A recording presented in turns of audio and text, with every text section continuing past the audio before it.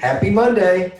Hey everyone, as always, this is Jordan Smith with iProv, alongside our lovely co-host and COO, Patrick Laughlin. What up, Pat?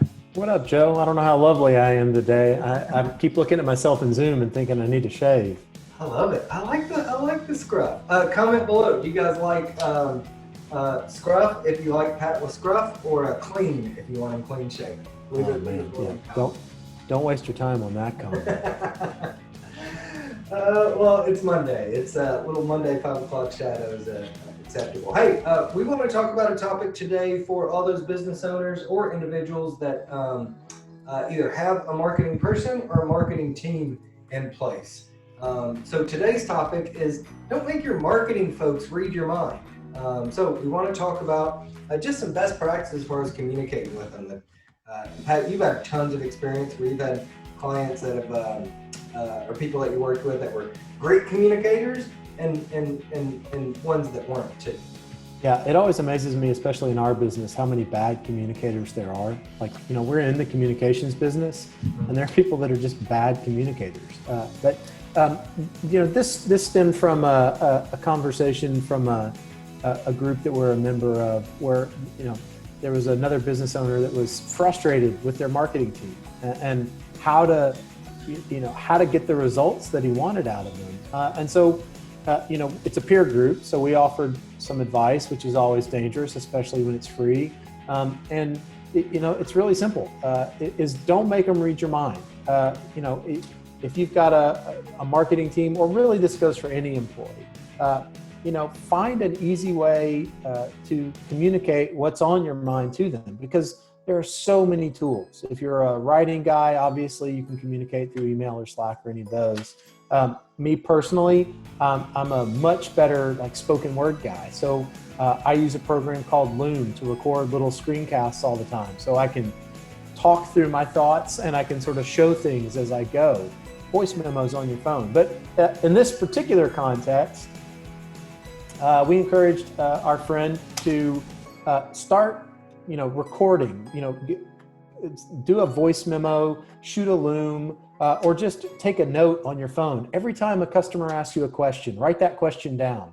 And at the end of the month, give those questions to your marketing team, because a big part of our job is building campaigns or messaging around questions that customers are asking. That's a lot of what we do. And the more questions we have to look at, the more sort of research and in the mind of our of your customer that we can, the deeper we can go, the better the material is going to be. And Joe, I mean, you can talk more about this, but everybody who hires a consultant like us, they just want to hand over the work and they think, well, I've hired experts, they'll take it over. The truth is, I can't read your mind, and I certainly can't read your customer's mind. You have to participate. Mm-hmm. Yeah, don't just, okay, here's what we sell, who's here, here's who we sell it to. Okay, guys, go get me new customers. A lot of people think that's enough, because granted, you hired in some experts, but they still need guidance the same way as an employee was. And even taking a step back, if you don't know what the final destination is, it's going to be hard for anybody or any group to kind of plan out what the route's going to be and where the stops need to be. So even taking a step back, and we've talked about this in a couple, and we'll eventually do kind of a deeper dive on this on one of these vlogs, but share kind of what that vision is, what that long-term goal is. Maybe an idea that you got in the shower on a Tuesday morning that you record. You might kick it over to them, and being kind of the marketing consultants that they are, they might say, hey, that's great, that's a great idea, but remember, this is where you told us the final destination would be, and I think what you're saying is just a distraction. And a good consultant will tell you that if you do a good enough job of telling them what that big picture stuff is. Yeah, as long as we're reading your mind, though, we're never going to get what's in your head, But you have a great sort of analogy for this when you sort of compare hiring a consultant to hiring an employee. You've got to have an onboarding with them. Yep. Yeah. Onboard them. Take them through that same process. Let them know what, core values, vision, what the big picture strategy is, where you want to spend your time. I mean, all of that type of stuff is just as important to relay to a marketing employee as it is to if you bring in an outside group, we're talking about a big group, but maybe you've just got somebody coming in there just doing social. You might say, they don't need all that stuff. They do. If you are able to kind of lay out a clear vision for kind of what you want and be really open and honest about sharing the thoughts that you have about how to get there, you will be surprised about the ways that they can, most of the time, the ways that they can help you get there. Well, and so that's a fantastic meta tip. Back to the micro tip,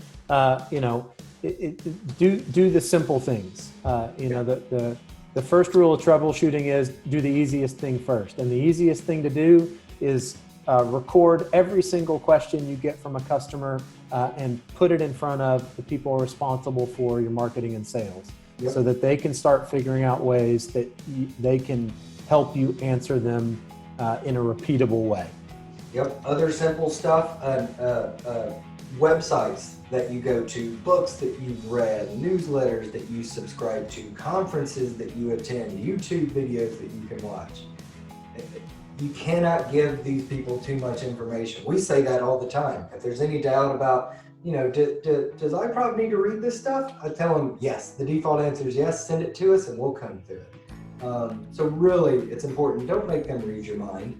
If you've got a group and you're frustrated because they're just not hitting the mark or the messaging seems off or you're just frustrated for whatever reason, I'd encourage you to take a step back and really think hard and long. Is it because these guys aren't really a match for me, or is it because I haven't done a good enough job communicating with them and letting them, am I doing a good job kind of directing and managing that group? Absolutely. All right, well, tip for the day, comment below if you have any questions, and remember, what do we say? Oh, clean or scruffy? Let us know in the comments how you like that. Like, subscribe, comment. For those of you guys last week that replied to our Facebook post, your book is on the way. Thank you so much. Let us know what you think about it too if you haven't read it before. We still have 3 books to give away too. We still got 3 more, so find that post. Go, just comment.